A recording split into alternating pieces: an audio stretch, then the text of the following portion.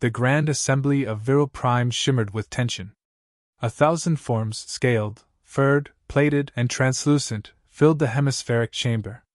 The banners of 83 species hung like silent witnesses around the dome. Every seat was filled. Every eye was on the center podium, on Grand Legate Threx Volari. He adjusted his ceremonial cuffs, the threads glowing faintly with subdermal light. His voice, calm but sharp, echoed through the chamber. 3 cycles. 3 formal summons. No reply. No envoi. No acknowledgement. Silence followed. Threx let it linger like a blade before the strike. The Terrans are not rejecting us, esteemed delegates. They are ignoring us. A murmur rippled across the council floor. The Skull representative shifted uncomfortably, exhaling steam from its gills. The 4th delegate blinked twice in unison, shock, in their language. The Union had faced resistance before. Hesitation. Even rebellion. But silence? That was new. And terrifying. Threx continued, slower now. This is a threat not of war, but of defiance. A precedent. One that, if left unaddressed, could dissolve the very foundation of our cooperation. His fingers curled slightly. Humanity must be brought to the table, willingly or otherwise. Above Earth's equator, the ardent horizon orbited in perpetual dusk. Sleek, matte black, its hull shimmered faintly with embedded solar mesh. Inside, Captain Ray Valor stood at the forward viewport, arms crossed, watching Earth spin. A notification pulsed on the console beside her. She didn't look. "3rd one this week," said Lieutenant Kenji Said, stepping up beside her, datapad in hand. Same wording. Same seal. They're getting more dramatic. Ray exhaled through her nose. Diplomacy by performance. Kenji smirked. You ever going to open one of these? I opened the first one, she said. It said urgent. So I waited. He laughed. And? They sent another. Louder font. She finally turned, the faint light casting sharp lines across her face. Mid-30s, eyes sharp as tempered steel, Ray wore the fleet's dark navy uniform like a second skin. No rank flare. No medals. Just the silver pin of Earth's diplomatic corps at her collarbone, a solitary star embedded in a ring of iron. They don't understand silence, she added. They only understand submission. Or rebellion. Kenji tilted his head. And we're doing neither. That's what scares them. Later, in her private quarters, Ray sat alone with a black coffee and a map of Earth's influence lines projected above her desk. Trade nodes. Satellite arrays. Independent refueling stations. All functioning. All outside CGU regulation. A flicker cut across the projection, an incoming transmission. She tapped it open. Threx Volari's image appeared, crisp and composed. Captain Valor. Grand Legate, she answered flatly. You've received our invitations. I've received your demands with a polite coat of ink. Threx didn't blink. We do not demand. We extend opportunity. The Galactic Union exists to prevent chaos, not impose control. By requiring every species to submit their sovereignty to your code? Ray said. That's control with a different name. His tone tightened. Your isolation endangers balance. Trade without governance leads to conflict. Diplomacy requires structure. Ray leaned in slightly. We've studied your structure, Legate. Coerced adaptation. Genetic optimization. Quotas. Governance in the name of peace, but only your version of peace. Threx's smile didn't reach his eyes. You misunderstand. No, Ray replied, voice calm. We remember. The call ended. She stood before Earth's United Council the next day, in a circular chamber on Olympus' spire. Holograms of world leaders, faction heads, and independent nations flickered around her. The Council has reviewed the latest CGU directive, said Chancellor Darvine, an older woman from the Euro-Pacific bloc. Some believe resistance is unsustainable. We're a young space-faring species. Perhaps negotiation. Negotiation with who? Ray cut in. They haven't offered dialogue. Only terms. A murmur. A diplomat from the lunar trade ring spoke up. Still, we can't stand alone forever. The galaxy runs on interdependence. Without cooperation, we risk. We are cooperating, Ray replied. On our terms. Trade flows. Alliances are forming. We've harmed no one. And yet they escalate. Chancellor Davine folded her hands. What are you proposing, Captain? Ray looked at every hologram around her. We hold our line. No submission. No war. We offer peace. But we do not offer pieces of ourselves in exchange for it. Silence. Then nods. Not unanimous, but enough. That night, in the quiet of her quarters, Ray pulled up a file. It was old. Footage from Earth, 21st century. Grainy news clips. Colonies. Coups. Empires crumbling. Protests. Struggles. Voices rising and being silenced. Then rising again. She whispered the words that had been on her mind since the first CGU envoy arrived a year ago. We remember. That's why we don't kneel. The moment the lights flickered on Borealis Station, Ray knew something was wrong. 12 hours earlier, the station had gone dark, communications dead, systems offline, emergency beacons silent. It was one of Earth's most remote trading outposts, positioned on the fringe of CGU-charted space. Not a military asset, not a threat. Just a quiet junction for freighters. Now, she hovered in orbit aboard the ardent horizon, watching emergency lights blink faintly through hull fractures. Kenji's voice cut through the silence. We've recovered partial logs. Everything shut down in seconds. Oxygen, gravity, core regulation. It wasn't a malfunction. Ray stared at the rotation pattern of the broken station. Someone wanted it to look like one. He handed her a data pad. Viral code fragment was embedded in the comms software. Same encryption signature we intercepted last year. Remember the Retari incident? Ray's jaw tightened. CGU covert tech. Kenji nodded. They weren't trying to kill. Just make a point.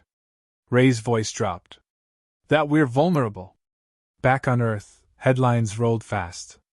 Sabotage suspected in station collapse. CGU linked to cyber attack? Council divided on response. Inside Olympus Spire's security chamber, Ray presented the decrypted logs to Chancellor Davine and the Security Assembly. The CGU denies involvement, Davine said, scrolling through the file. They always do, Ray replied. But the signature is unmistakable. Precision targeting, no trace left behind. They've used this tactic before, on species that resisted too long. General Okonjo, head of Earth's Strategic Defense Division, narrowed his eyes. And what do you recommend, Captain? Expose it. Publicly. Davine raised an eyebrow. You want to provoke them? Ray shook her head. I want to tell the truth. The CGU isn't afraid of weapons. They're afraid of precedents. We're showing other species they can walk away. That's what they're trying to silence. The broadcast went live 40 minutes later. A sleek feed transmitted across multiple systems, showing footage of the station failure, decrypted code samples, and past CGU-linked sabotage cases. Ray's voiceover was calm and direct. This is not war. Not yet. But someone wants silence. And they're willing to kill to preserve it. The signal reached more than human ears. In the CGU sector, species once quiet began to speak. Whispers turned to murmurs. Questions surfaced in chambers once ruled by consensus. Later that evening, Ray returned to her quarters. The exhaustion showed around her eyes, but her posture never bent. A low chime sounded. She answered. It wasn't a soldier. It wasn't Kenji. It was Ambassador Wheeler, a Retari diplomat, and one of the few non-humans who maintained unofficial contact with Earth. He bowed slightly, his translucent skin shimmering with internal light. I come not in official capacity, he said. Ray nodded. I expected worse company. Wheeler glanced at the stars through her window. There's talk among my people. Of what the humans uncovered. It matches stories we buried years ago. We suspected that. Wheeler turned, voice lower. They modified us. After integration. Said it would reduce instinctual volatility. It sterilized 20% of our population. Ray didn't blink. Why tell me now? Because silence kills slowly. And you're the first to survive not answering them. By morning, 3 independent species had contacted Earth, requesting encrypted channels. Not alliances, but inquiries. That alone was unprecedented. But not everyone saw it as progress. Ray stood before a divided Earth Council again. This time, the tension was thicker. We're being watched, said Foreign Secretary Imani Rao. CGU surveillance drones in orbit. Trade routes under pressure. 2 neutral stations just denied human cargo. They're retaliating, General Okonjo said. They're escalating, Ray corrected. Because we hit something fragile. Truth. Vice Chancellor Eric Moore leaned forward. We've seen the footage. The Retari evidence. But now Earth is fractured. Unity is eroding. Our economy can't sustain this isolation. Ray's voice stayed level. Then find another solution. But if you surrender our sovereignty for convenience, don't call it peace. Call it what it is. He frowned. You're accusing us of betrayal? I'm warning you, do not mistake pressure for permission. A pause. Then Davine stood. There's only one way to break the stalemate. Someone must speak to the council. In person. Ray met her gaze. You want me to go to Viral Prime? She stood on the observation deck of Arden Horizon later that night, the stars still and cold. Kenji approached, hands in his pockets. You sure about this? No, Ray admitted. But if they demand a voice, I'll give them one. Loud and clear. He gave her a sideways glance. You're not planning on surrendering, are you? Ray smiled faintly. I'm not bringing a flag. I'm bringing a mirror. They stood in silence a moment longer, watching the glow of Earth from above. They don't know us, Ray said. They think silence means hesitation. But silence is how we measure a threat. We've had centuries to learn what comes after asking nicely doesn't work. Kenji didn't speak. He didn't need to. Ray turned from the window and began preparing for the most dangerous diplomatic mission Earth had ever attempted, one that might spark a war, or prevent one altogether. The shuttle pierced Viral Prime's stratosphere with silent defiance. Below, the surface shimmered like a jewel, crystalline towers, mirrored courtyards, architecture built to impress, to intimidate. The Galactic Council's seat of power looked more like a throne world than a forum of peace. Captain Ray Valor sat alone, hands folded in her lap, eyes fixed on the approaching spires. She wore no armor, no insignia beyond Earth's plain diplomatic crest. No escort. No weapons. Just a memory, of sabotage, of silence, of the Ghost Borealis station left behind. The pilot's voice crackled softly. Approach vector locked. CGU escorts waiting at the perimeter. No anomalies. Ray nodded once. Keep the ship in low orbit. Do not power down comms. Aye, Captain. As the landing ramp lowered, a gust of chemically balanced air washed over her. Perfect. Sterile. Manufactured civilization. 2 towering figures in white diplomatic armor awaited her, Threx Volari at their center. He extended a hand as she stepped forward. She didn't take it. Captain Valor, he said, tone smooth as glass. We appreciate your courage. I'm not here for thanks, she replied. His smile flickered. No. You're here to deliver your answer. She matched his stare. I already did. This is a courtesy. They walked through the grand hall in silence. Statues of long-gone species lined the corridor, carved in precious stone. Some bore names, others were anonymous, erased by time or policy. Ray stopped beside one. A feline-like species, arms raised in triumph, eyes frozen in eternal pride. They resisted too, she said. Threx followed her gaze. The Lyrathai. They demanded autonomy. Within a decade their star collapsed, Unfortunate timing. Unfortunate history, she said softly. Or revision. He didn't respond. The council chamber buzzed as Ray entered. Delegates turned. Some whispered. A few glared. Many simply observed, waiting to see how the Terran would break. Threx ascended to his platform. Honored delegates. After months of uncertainty, Earth has sent a representative to address this council. Captain Valor speaks not as a petitioner, but as a voice of reason. Let us hope it is the first of many. Ray stepped forward. No amplification needed. Her voice carried, not with volume, but with weight. I am not here to submit. Nor to provoke. I came because you left us no other choice. For over a year, we've listened to offers dressed as orders, threats framed as treaties. And we declined. A stir moved through the chamber. You ask why? The answer is simple, we remember. She tapped her wrist. Holographic images unfolded.